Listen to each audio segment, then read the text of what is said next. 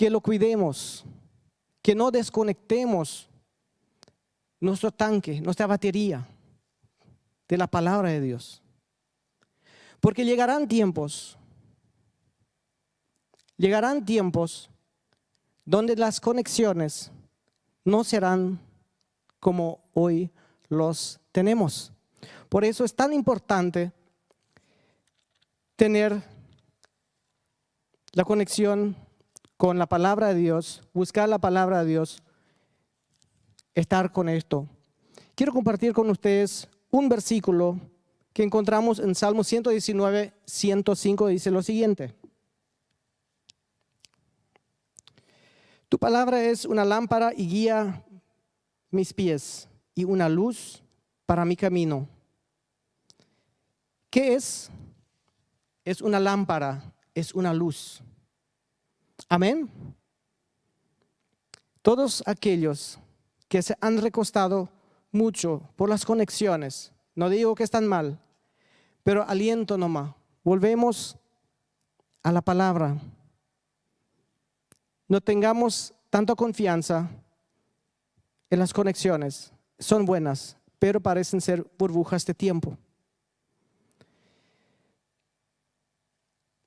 Antes de orar y antes de presentar nuestras ofrendas y nuestros diezmos, quiero pedir a nuestro Padre Celestial por el pastor Rafael, por su palabra, porque dice su palabra que cuando la envía no vuelve vacía. Y todos aquellos que nos están viendo, presten atención. Hoy tenemos un temazo que voy a dejar que el pastor mismo lo presente. Oren conmigo, por favor. Padre Celestial, en el nombre de Jesús te agradecemos por esta noche. Te agradecemos por nuestra vida, por nuestra salud. Tantas noticias escuchamos todos los días. No queremos caer en pesimismo, sino queremos tener confianza en ti. Confianza en tu palabra. Queremos recostarnos y entregarnos a ti. Agradezco profundamente por la vida de nuestros pastores, por los hermanos y por todos aquellos que nos están viendo, Señor. Hable a través de tu Espíritu Santo esta noche a cada uno como tú nomás sabes hablar. Utiliza al pastor Rafael, bendígalo, dale palabra que nos pueda dar gozo, que nos pueda llenar. Padre, te agradezco también por la comida, por el dinero que tenemos y que podemos manejar. Te agradecemos por las bendiciones. Hoy queremos dar de esto lo que te corresponde. Tú nos das tanto y queremos devolverte lo que es tuyo. Amén y amén. Pueden pasar a depositar sus ofrendas en el ofrendero.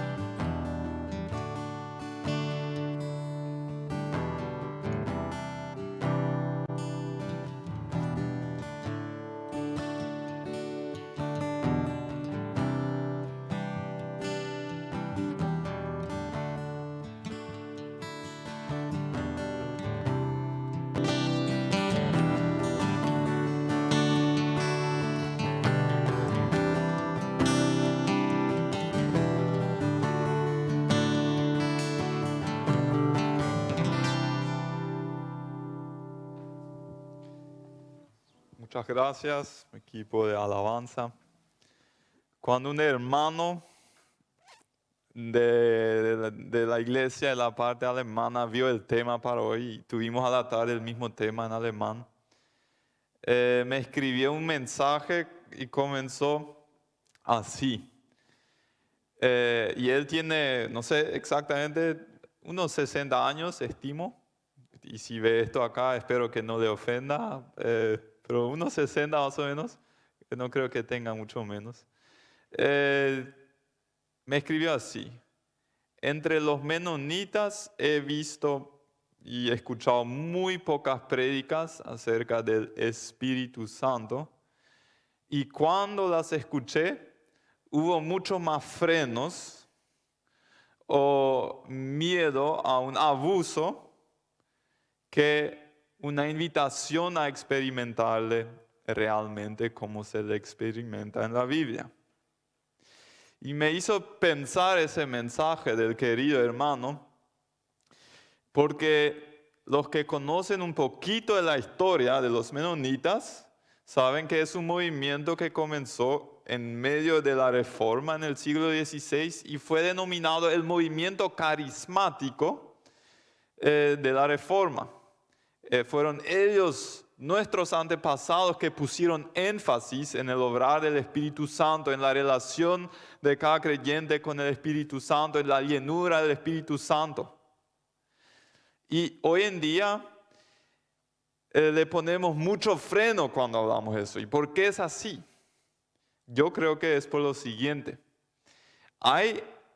Como en todas las cosas, hay cierto peligro de caer en errores y de caer en un uso inadecuado.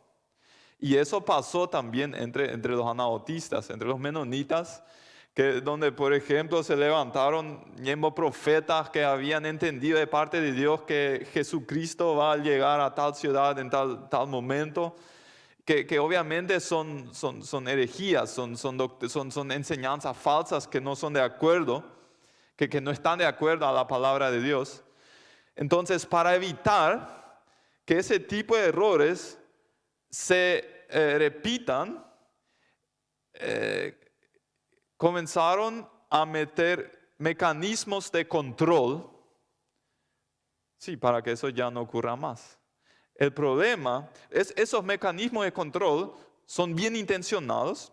Por ejemplo, que solamente ciertas personas puedan ministrar en un culto, o que solamente los pastores ordenados puedan repartir la cena al Señor y cosas así.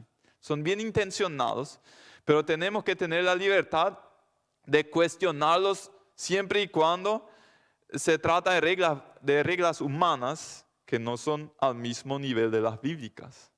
Y esos mecanismos de control también pueden llevar a quitarle la libertad al Espíritu Santo que Él quiere de parte de nosotros para moverse. Y yo creo que mientras nuestro miedo a caer en errores sea más grande que nuestro anhelo de experimentar al Espíritu Santo como Él se muestra en la Biblia, no vamos a experimentarle con toda plenitud como Dios lo ha intencionado.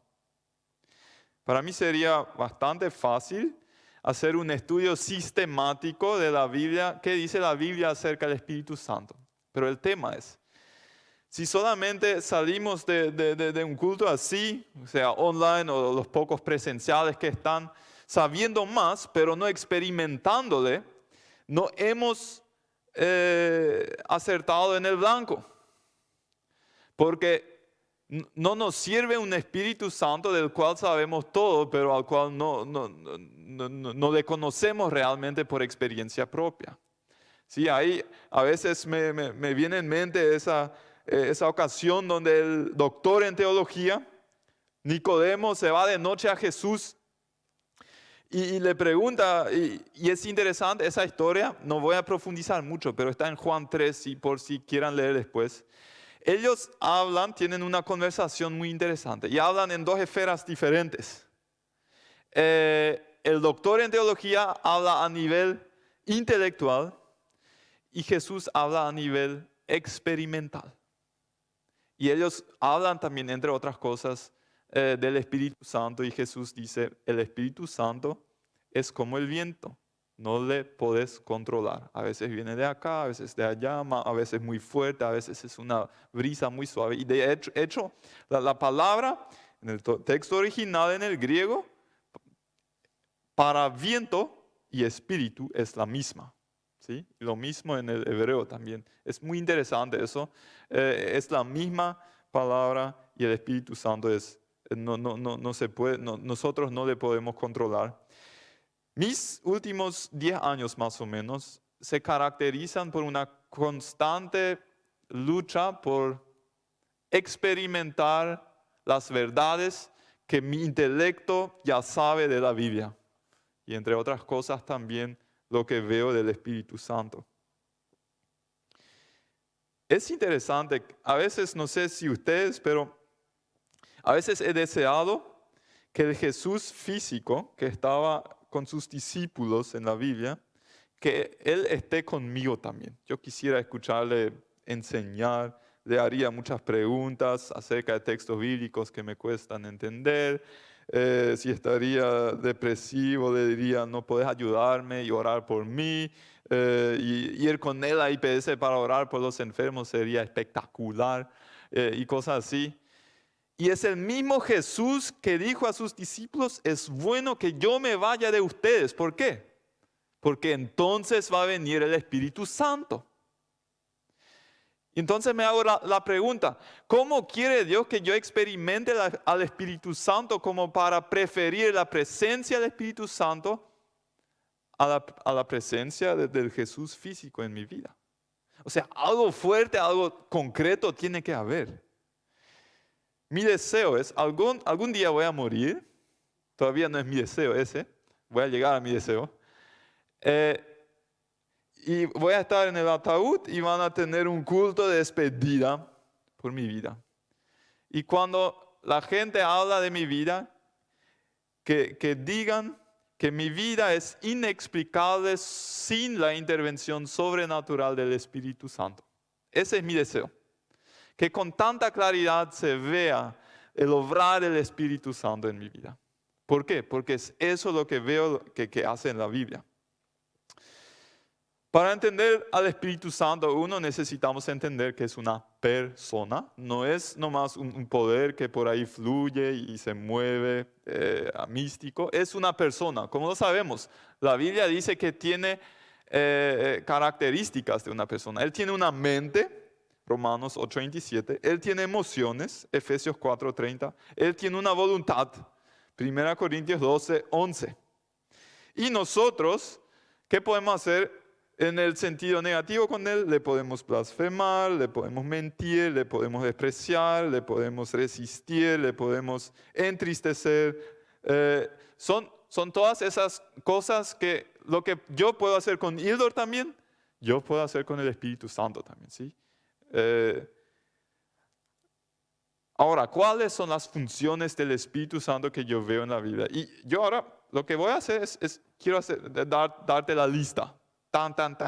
Lo que veo que el Espíritu Santo hace con los creyentes y lo que aplica hoy en día para nosotros. Y al darte esa lista, te invito a que te preguntes, ¿hasta qué medida experimento yo esto en mi vida? Yo encuentro en la Biblia que el Espíritu Santo le habla a los creyentes. Hechos 8:29. Yo encuentro que Él consuela y es un tipo de apoyo o de abogado para los creyentes. Juan 14:16.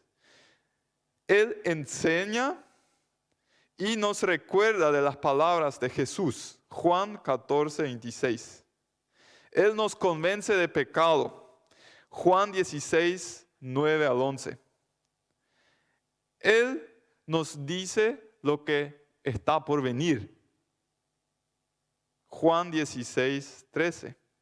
Él nos da dones para servir a los demás. Y hay algunas listas de dones del Espíritu Santo.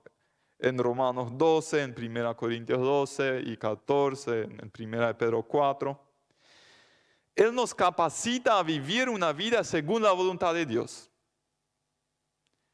Romanos 8, 1 al 13 y Gálatas 5, 22 al 23.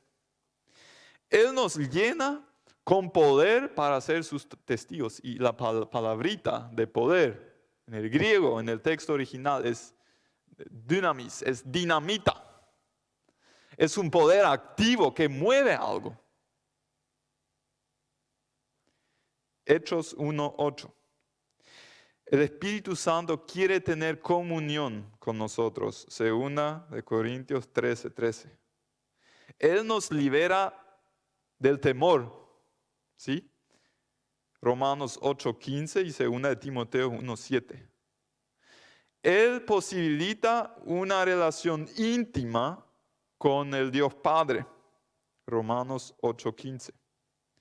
Él nos da seguridad de salvación. Romanos 8:16.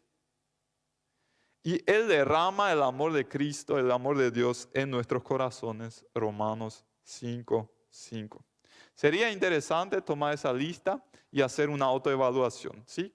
Hasta que, desde 0 a 10, ¿cuántos puntos me doy en consuelo? ¿Cuántos puntos me doy en libertad del temor? ¿Cuántos puntos me doy en poder, en dinamita en mi vida?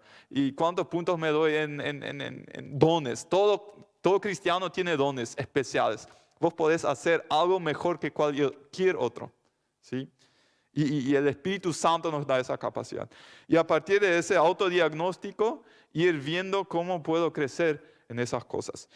¿Y cuál es la clave para realmente experimentar esas funciones del Espíritu Santo en nuestra vida? Yo creo que es ahí donde la Biblia habla de la llenura del Espíritu Santo. Y yo, si entiendo bien la Biblia, hay creyentes que tienen la llenura del Espíritu Santo y hay creyentes que no la tienen, ¿sí? Por ejemplo, cuando se dieron las cualidades para elegir a los diáconos de la iglesia en Hechos capítulo 6, una de las características de los requisitos era que estén llenos del Espíritu Santo, lo que implica que en la iglesia probablemente había personas también sin la llenura del Espíritu Santo. Hay una diferencia entre ser sellados por el Espíritu Santo. ¿Qué pasa cuando yo me convierto? Dios me sella con el Espíritu Santo, es como el seguro que yo tengo, que yo pertenezco a Dios. Pero no todos los que tienen el sello también tienen la llenura del Espíritu Santo. Y para entender mejor la llenura, quiero a veces la gramática nos ayuda para entender mejor a Dios, ¿sí? Y quiero hacer 4 observaciones de la gramática, de cómo fue formulado una frase interesante que está en Efesios 5, versículo 18, donde dice, sed llenos del Espíritu Santo. ¿Qué veo en esa frase? 1, es un imperativo, ¿sí? Un mandato. Sed llenos, no es una sugerencia, ¿sí? Lo que significa para el cristiano, buscar la llenura del Espíritu Santo es una prioridad altísima. Y si yo veo poco y nada de esas funciones del Espíritu Santo en mi vida, a partir de hoy pongo como mi primera prioridad buscar la llenura del Espíritu Santo. 2, está escrito en plural, sed llenos, ¿sí? Habla a un grupo de personas. ¿Qué significa eso?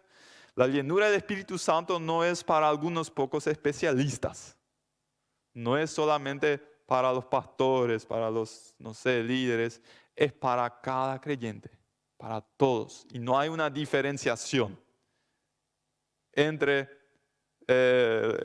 los líderes y los otros cuando se trata de la llenura del Espíritu Santo. Y además, ese plural a mí me recuerda de que vemos en la Biblia y en la historia del cristianismo que hubo unos cuantos casos de derramamientos del Espíritu Santo, como la historia de los niños, hoy nos recordó de Pentecostés.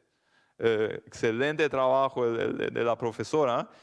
Fue a un grupo de creyentes. Casi siempre, no siempre, y no hay una regla definitiva, pero casi siempre esos derramamientos de la presencia del Espíritu Santo fue a un grupo de personas. Mi experiencia en cuanto a experiencias con la presencia de Dios, también son esas. ¿Saben? Cuando yo, también cuando a veces en mis tiempos de oración individual y personal, he tenido buenos encuentros con el Espíritu Santo, pero las experiencias más valiosas he tenido en tiempos de ministración, cuando en un grupo de personas estábamos orando los unos por los otros, en un ambiente de alabanza, de adoración, y no quisiera cambiar por nada esas experiencias en mi vida. Sí, es un mandato, es un imperativo, es en plural. El tercero es pasivo. Dice, sed llenos o sean llenados, y no dice, llénense. ¿Qué significa el pasivo acá? El pasivo significa que nosotros no somos capaces de llenarnos con la presencia del Espíritu Santo. Solamente Dios puede darnos ese regalo. Pero sí podemos tomar la decisión de entrar en un proceso de apertura y de petición a Dios que nos dé el Espíritu Santo. Lo que me ayuda a entender mejor ese pasivo es lo que Jesús hizo con sus discípulos. Justo antes de ascender al cielo, ¿qué dijo Jesús a sus discípulos? Vayan a Jerusalén, porque voy a mandar al Espíritu Santo. ¿Y qué tenían que hacer los discípulos para recibir el Espíritu Santo? Y como yo funciono, lo mejor sería una receta, punto 1, punto 2, punto 3, y ahí va a venir el Espíritu Santo. Pero ¿qué dijo Jesús? Tienen que esperar. Parece fácil, ¿eh? ¿Qué es más fácil que esperar? Simplemente esperar y va a venir el Espíritu Santo. Entonces me hice la pregunta, pero ¿cómo esperaron ellos para experimentar Pentecostés? Y si leemos el primer capítulo de Hechos, en el versículo 14, vemos cómo esperaron. Estuvieron unánimemente en oración, y eso por 10 días. Y ahí, ¡pum!, el viento, el fuego, las lenguas, conversiones de a miles, Pentecostés. Me hice la pregunta, ¿qué hubiera pasado si los discípulos en el tercer, cuarto, quinto día hubieran dicho, bueno, acá no pasa nada, creo que estamos perdiendo nuestro tiempo, mejor comencemos ya nomás con el trabajo, porque Jesús dijo que hay que hacer discípulos?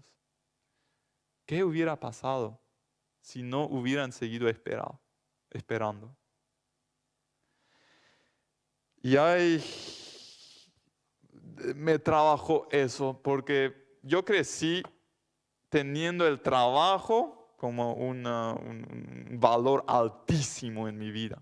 Y es muy bueno, y agradezco a la educación de mis padres, y gracias al trabajo se consigue algo. Pero hay momentos en la vida cuando simplemente nos toca esperar el poder del Espíritu Santo, porque con la propia fuerza y la propia capacidad no vamos a poder hacer lo que Dios nos pide.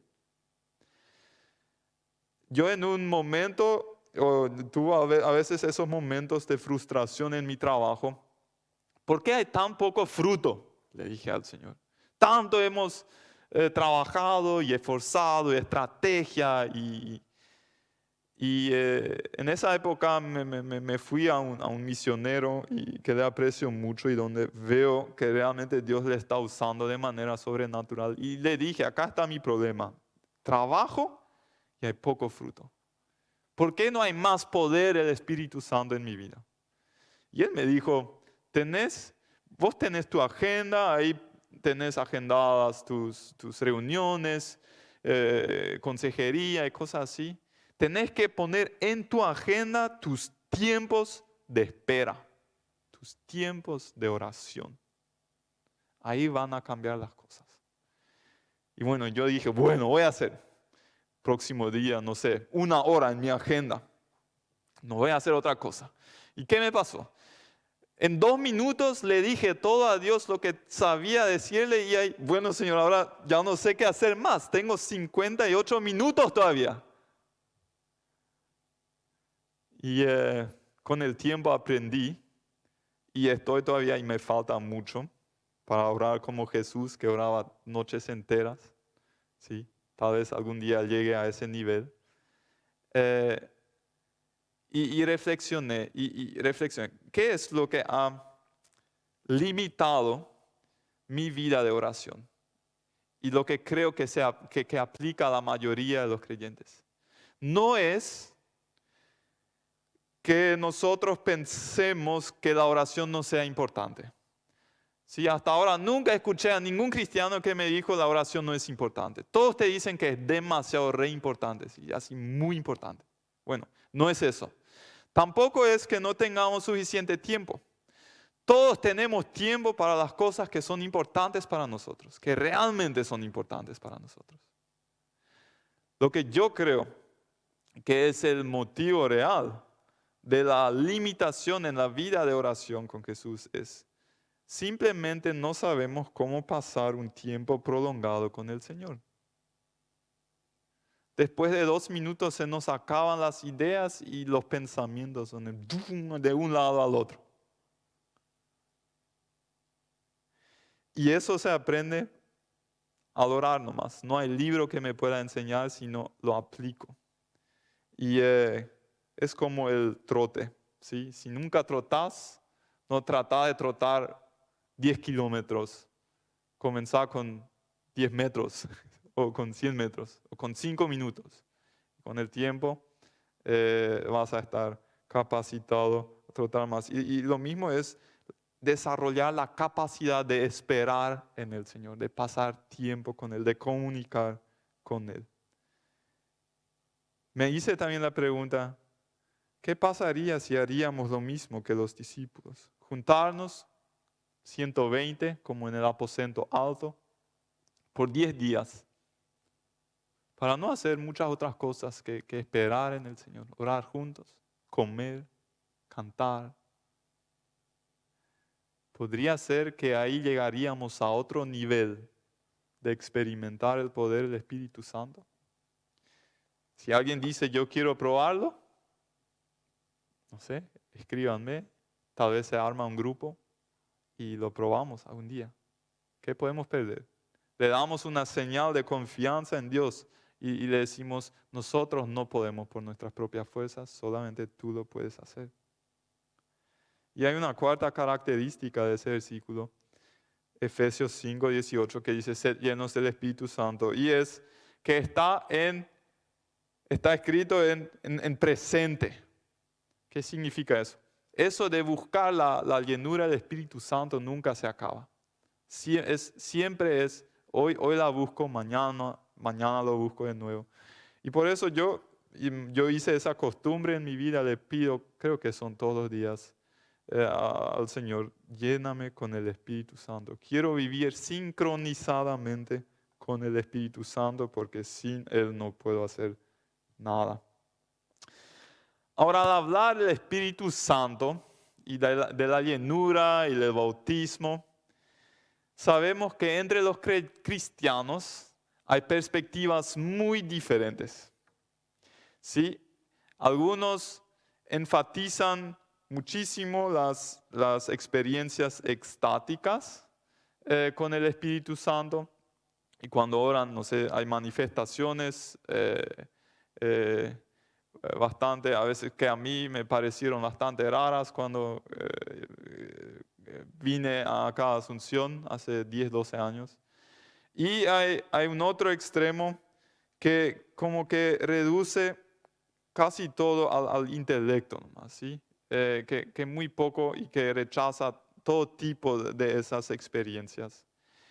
Cuando yo inicié mi estudio teológico, yo sentí el llamado, no sé por qué, pero de criticar a todas las iglesias y los creyentes que experimentaban el Espíritu Santo fuera de lo que yo entendía en mi caracú.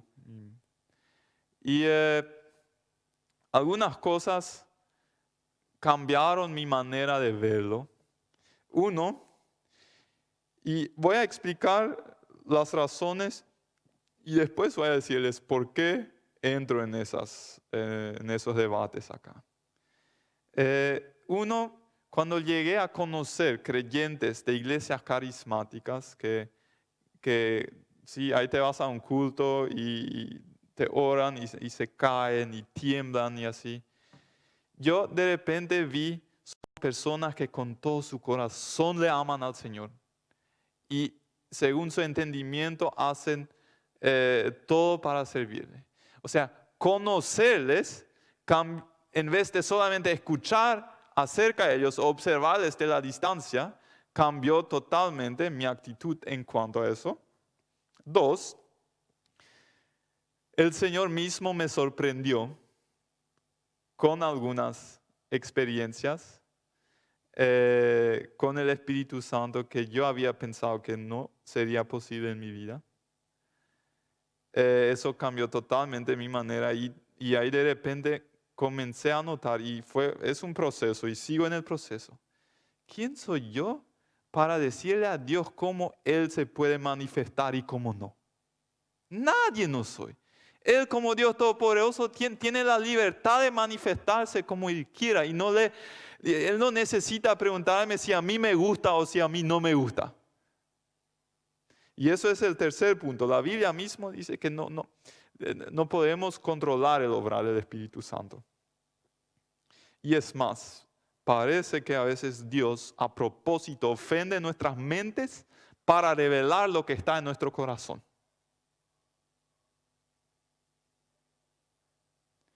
Y cuarto, al analizar movimientos de avivamiento durante la historia del cristianismo, vemos que Dios unas cuantas veces se ha manifestado de maneras muy extrañas. Por ejemplo, en el avivamiento de Juan y Carlos Wesley en Inglaterra. Y hoy en día todas las iglesias tradicionales cantamos sus canciones, ¿sí? Y no sabemos que son canciones de esas experiencias extáticas. Ahí, cuando ellos tenían sus vigilias de oración y predicaban, las personas comenzaban a caerse, o esa risa, no sé si escucharon de la risa en el Espíritu Santo, donde las personas comienzan a reírse y no paran, un profundo gozo. Pero ahora es en general la iglesia ve ese movimiento como un movimiento auténtico de Dios, un avivamiento verdadero. Hay otros, como Charles Moody y con su cantante Ira Sankey, que enfatizaron muchísimo el bautismo del Espíritu Santo en su vida. O el gran avivamiento en el siglo XVIII de Jonathan Edwards. Él es considerado uno de los teólogos más influyentes y más respetados de la historia de los Estados Unidos. Durante su época, en los años 1730-40, los historiadores nos dicen que en Estados Unidos el 75 hasta el 80% visitaron regularmente los cultos. O sea, hasta tal grado fue evangelizada todo el país. Y su propia esposa,